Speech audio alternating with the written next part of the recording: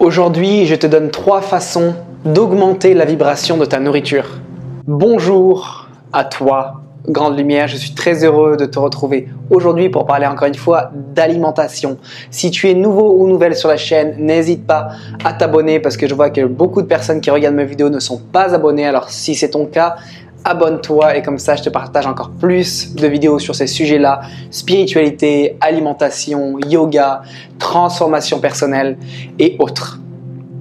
Aujourd'hui, je voulais justement te parler de l'alimentation encore une fois parce que c'est un sujet qui me tient beaucoup à cœur et que ça nous touche tous plus ou moins de proche ou de loin. Et je voulais te dire aussi et te partager un petit peu comment est-ce que tu peux faire pour augmenter la vibration de ton alimentation. Donc déjà avant ça, il faut comprendre que l'alimentation c'est quelque chose de vivant. Sauf l'alimentation qu'on achète dans les supermarchés, les aliments qui sont en boîte, qui sont sous plastique, qui n'ont plus de vie, tout ça c'est des aliments morts.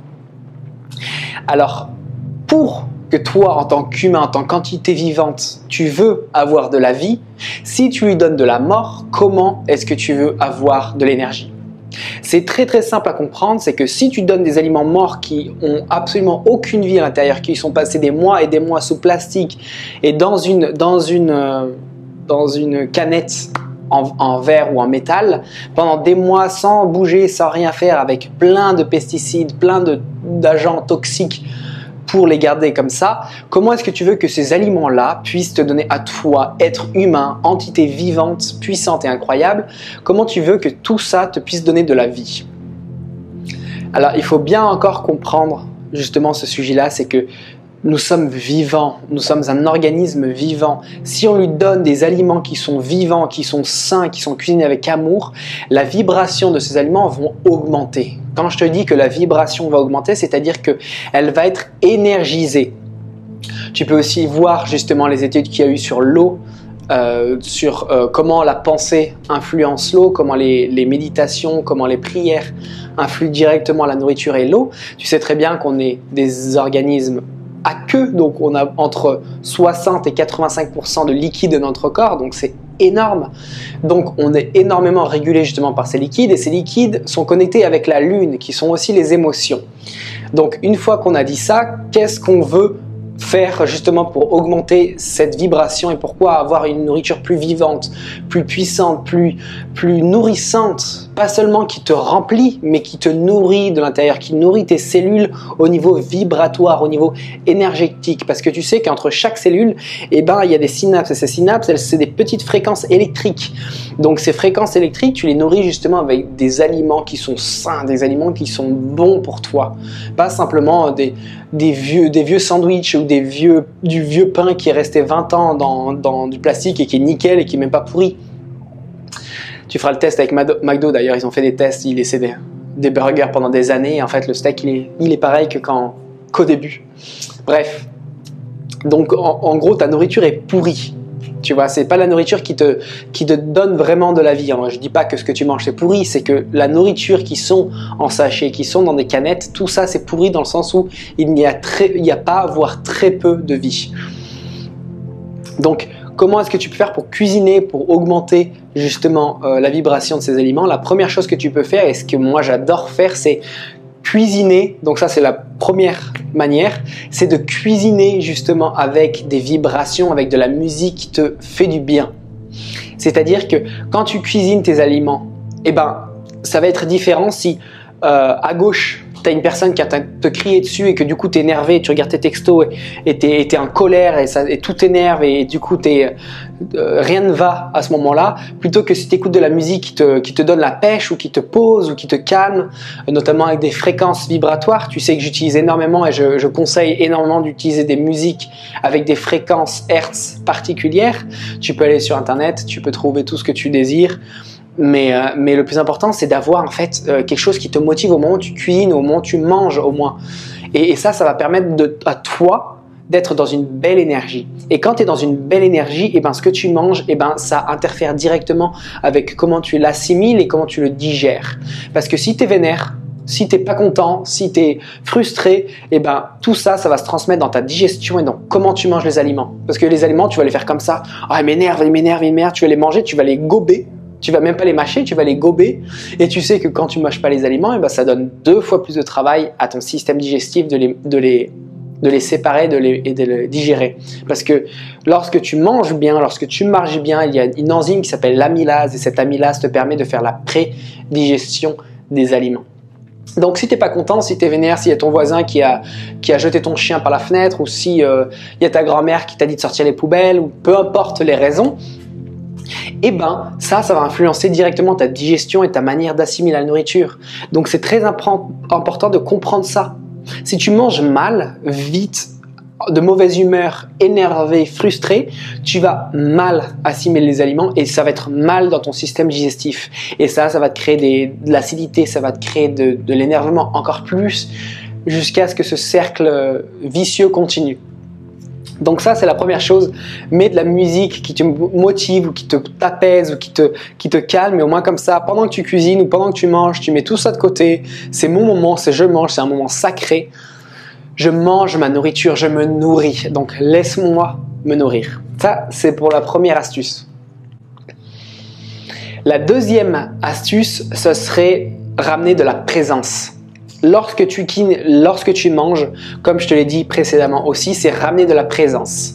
Qu'est-ce que ça veut dire? Ramener de la présence. La présence, c'est simplement être là au moment où je te parle. Tu n'es pas sur ton téléphone, tu n'es pas sur ton ordinateur, tu n'es pas en train de planifier ce que tu vas faire demain au travail, tu n'es pas en train de planifier ton week-end et comment tu vas aller faire la fête vendredi soir chez Germaine ou chez Lucienne. La présence, c'est être là. Est-ce que toi, Grande Lumière, maintenant que je te parle, est-ce que tu m'écoutes? Est-ce que tu es vraiment là au moment où je te parle? Est-ce que tu es vraiment présent ou présente? Voilà, je fais un petit test de conscience. Donc, plus tu es conscient de lorsque tu manges et de ce que tu manges, et plus justement ces aliments vont vibrer avec toi. C'est-à-dire que vous allez créer une connexion.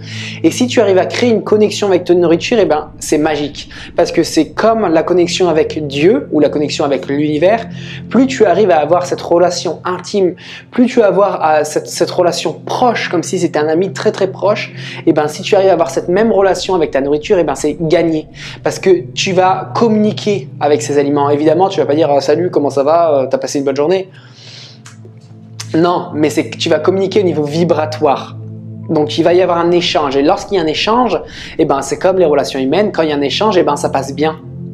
Tu vois, ça passe bien. Donc, la nourriture va bien passer. Si tu t'entends bien avec ta nourriture, si ta nourriture est belle et remplie d'énergie, remplie de prana, de chi, elle va venir nourrir toutes tes petites cellules jusqu'à ton ongle de ton index. Toutes tes petites cellules de ton corps vont être complètement immergées de vibrations positives et d'amour et de présence.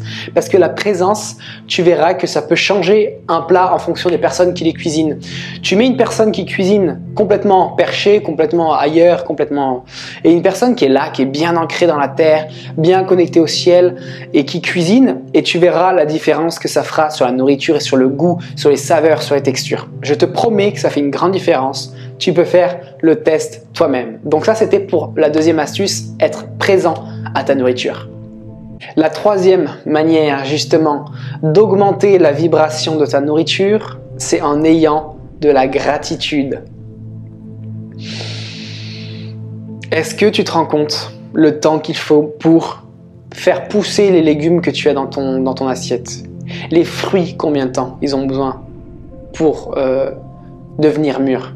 Combien de temps est-ce qu'il faut pour toutes les personnes, les maraîchers, les agriculteurs, tous les jours qui viennent arroser les plantes, les légumes, les graines, tout. Donc, à partir du moment où tu prends conscience que ce que tu as dans l'assiette, les légumes frais, bio, encore mieux de préférence, quand tu te rends compte que ça a un impact directement sur ta santé, naturellement, il y a cette gratitude profonde qui vient en toi.